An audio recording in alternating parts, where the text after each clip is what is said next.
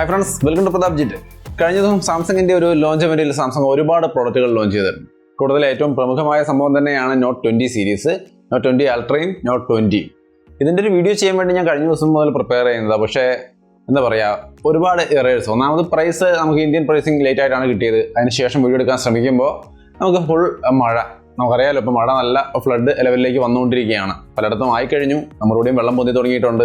അപ്പോൾ ആ സാഹചര്യത്തിൽ നമുക്ക് വീഡിയോ എടുക്കാൻ പറ്റുന്നുണ്ടായിരുന്നില്ല. ഇപ്പോഴും പുറത്ത് മഴ തന്നെയാണ്. എങ്കിലും ഞാൻ ട്രൈ ചെയ്യുകയാണ്. സക്സസ് ആവുമെന്ന് അറിയില്ല, നമുക്ക് നോക്കാം. ഗാലക്സി നോട്ട് 20 അൾട്ര ഈ ഫോണുകളുടെ കാര്യമാണ് നമ്മൾ നോക്കാൻ പോകുന്നത്. ലുക്ക് വൈസ് ഒന്നും പറയാനില്ല. നോട്ട് സീരീസ് നമുക്കറിയാം, അത് ആ ഒരു ബിസിനസ് ലെവൽ മോഡൽ ഫോണുകൾ ഹൈ എൻഡ് സെറ്റപ്പിൽ തന്നെയാണ് ഉണ്ടാവുക. സോ നോട്ട് 20 അൾട്രയിൽ നമ്മളെല്ലാം ഹൈ എൻഡ് സെറ്റപ്പ് തന്നെയാണ് എക്സ്പെക്ട് ചെയ്യുന്നത്. ഒരു കോംപ്രമൈസും ഇല്ല. എല്ലാ മേഖലയിലും അതുപോലെ തന്നെ ഹൈ ലെവലിൽ തന്നെയാണ് സാംസങ് സെറ്റ് ചെയ്തിരിക്കുന്നത്. 20 എന്ന് പറയുമ്പോൾ കുറച്ച് നല്ലോണം തന്നെ കുറച്ചിട്ടാണ് ചെയ്തിരിക്കുന്നത്. അത് ഇത്തിരി കൂടിപ്പോയി എന്നാണ് എനിക്ക് തോന്നിയത്. ഈ കുറയ്ക്കൽ എന്താണെന്നുള്ളത് ഞാൻ വഴിയെ പറയാം. എന്തായാലും ആദ്യമായിട്ട് അൾട്രയുടെ കാര്യങ്ങൾ നോക്കിക്കഴിഞ്ഞാൽ ഇതിൻ്റെ ഡിസൈൻ തന്നെ നല്ല ക്ലാസ് ലീഡിങ് ഡിസൈനാണ്. റിയർ സൈഡായാലും ഫ്രണ്ട് ആയാലും ഒക്കെ നല്ല അട്രാക്റ്റീവായ സ്റ്റൈലിലാണ് കൊടുത്തിരിക്കുന്നത്. നമുക്ക് 20 നോക്കിക്കഴിഞ്ഞാൽ ഏകദേശം അതുപോലൊക്കെ തന്നെയാണ്. എങ്കിൽ പോലും ഒരു നല്ല സ്റ്റൈലിഷ് ആയ ലുക്ക് തന്നെയാണ് ഇത്തവണയും കൊണ്ടുവന്നിരിക്കുന്നത്. 6.9 ഇഞ്ച് വരുന്ന ഡൈനാമിക് ആമോലെഡ് ഡിസ്പ്ലേ ആണ്. നല്ല കിഡിലൻ ഡിസ്പ്ലേ ആയിരിക്കും, നമുക്കതിൽ ഒരു സംശയമില്ല. 120 ഹെർട്സിന്റെ റീഫ്രഷ് റേറ്റ് നമ്മളോട് എക്സ്പെക്ട് ചെയ്യുന്നുണ്ടായിരുന്നു. അതിവിടെയുണ്ട്. 120 ഹെർട്സ് റീഫ്രഷ് റേറ്റുമായിട്ടാണ് ഈ ഒരു ഡിസ്പ്ലേ വരുന്നത്. എന്തായാലും സ്റ്റൈലൻ ലുക്കിൽ പഞ്ച് ഹോൾ ക്യാമറ സെറ്റപ്പ് ആണ്. ഫുൾ സ്ക്രീനിൽ നിന്ന് ഒരു ലെവലിലേക്ക് മാറിയിട്ടില്ല, ഇപ്പോഴും പഞ്ച് ഹോൾ തന്നെയാണ്. എങ്കിലും അതും ഓക്കെ, അക്സെപ്റ്റബിൾ തന്നെ, നല്ല സ്റ്റൈലിഷ് ആയിട്ടുണ്ട്. റിയർ സൈഡിലേക്ക് നോക്കിയാൽ ഗൊറില്ല, എന്തായാലും മൊത്തത്തിൽ ഇതിന്റെ ഗ്ലാസ് ഡിസൈൻ ഒക്കെ മൊത്തത്തിൽ പ്രൊട്ടക്ട് ചെയ്തിരിക്കുന്നത് ഏറ്റവും ലേറ്റസ്റ്റ് ആയ ഗൊറില്ല ഗ്ലാസ് 7 എന്ന് പറയാമെന്ന് തോന്നുന്നു. പക്ഷേ ഗൊറില്ല ഗ്ലാസ് 6 കഴിഞ്ഞിട്ട് ഗൊറില്ല ഗ്ലാസ് വിക്ടസ് ആണ് വന്നിരിക്കുന്നത്. ആ ഏറ്റവും സ്ട്രോങ് ആയ ഒരു പ്രൊട്ടക്ഷൻ ആണ് ഇതിന് കൊടുത്തിരിക്കുന്നത്. സോ ദ സ്ട്രോങ്ങസ്റ്റ് ഫോൺ എന്ന് വേണമെങ്കിൽ പറയാം. ഗ്ലാസ് ഡിസൈനിലുള്ള സ്ട്രോങ്ങസ്റ്റ് ഫോൺ എന്ന് വേണമെങ്കിലും പറയാം. ആ രീതിയിലും ഹൈ ലെവൽ സെറ്റപ്പ് തന്നെയാണ് സാംസങ് ഇവിടെയും കൊടുത്തിരിക്കുന്നത്. ഇതിനകത്ത് HDR10+ഉം അതേപോലെ ക്വാഡ് HD ഡിസ്പ്ലേ ആണ്. 21:9 ആസ്പെക്ട് റേഷ്യോ തുടങ്ങിയ എല്ലാ കാര്യങ്ങളും ഇവിടെ വരുന്നുണ്ട്.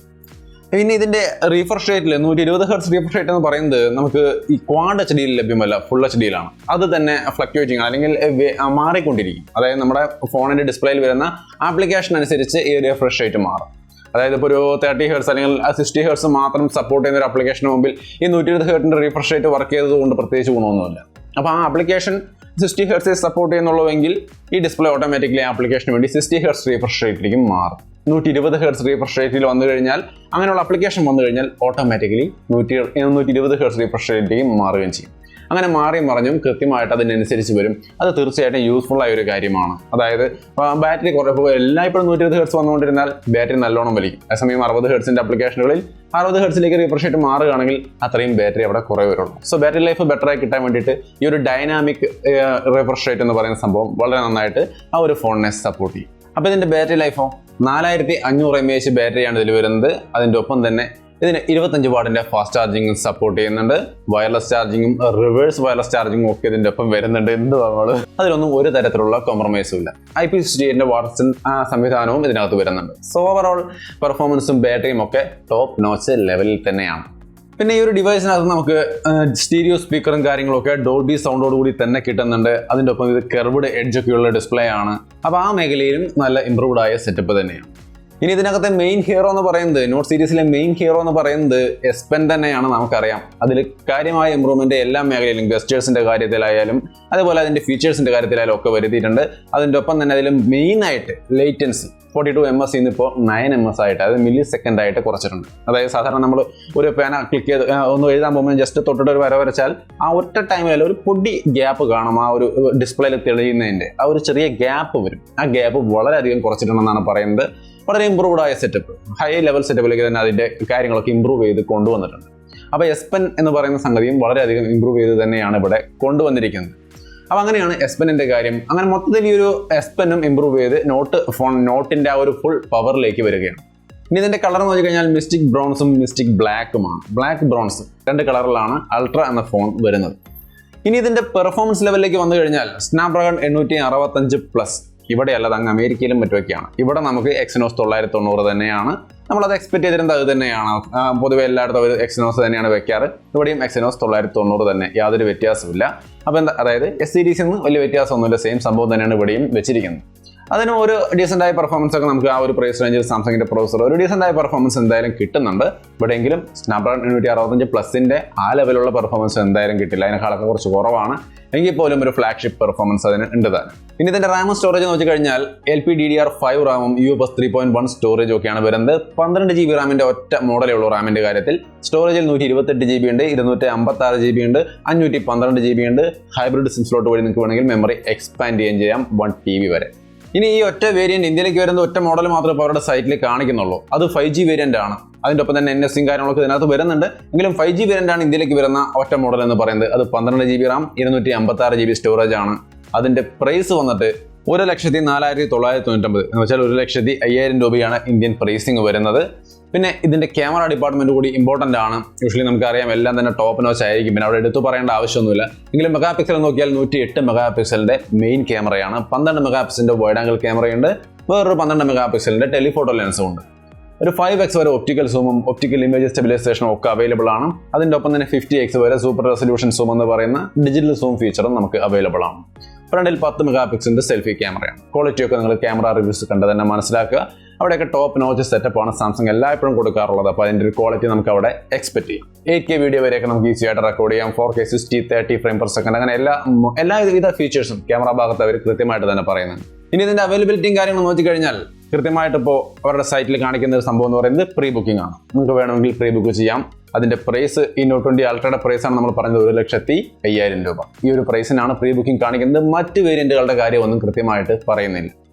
ഇനി ഇതിന് മറ്റൊരു വേരിയന്റ് ഉണ്ട്. Note 20 അൾട്രയ്ക്ക് കുറഞ്ഞൊരു വേരിയന്റ് കൂടി 2 ഫോണാണ് ഈ സീരീസിൽ വരുന്നത്. Note 20യും വരുന്നുണ്ട്. ഈ 20യുടെ കാര്യത്തിലാണ് ഒരു ചെറിയ വ്യത്യാസം. ചെറിയ വ്യത്യാസമല്ല, കാര്യമായിട്ട് എല്ലാ കാര്യത്തിലും വ്യത്യാസമാണ്. പ്രൈസിലും വ്യത്യാസമുണ്ട്. ഞാൻ എടുത്ത് പറയാണ് കേട്ടോ. 78,000 രൂപയാണ് ഇതിന്റെ പ്രൈസ് വരുന്നത്. ഇന്ത്യൻ പ്രൈസിംഗ് അവർ കാണിച്ചിരിക്കുന്നത് 8 GB റാം, 256 GB സ്റ്റോറേജിന്.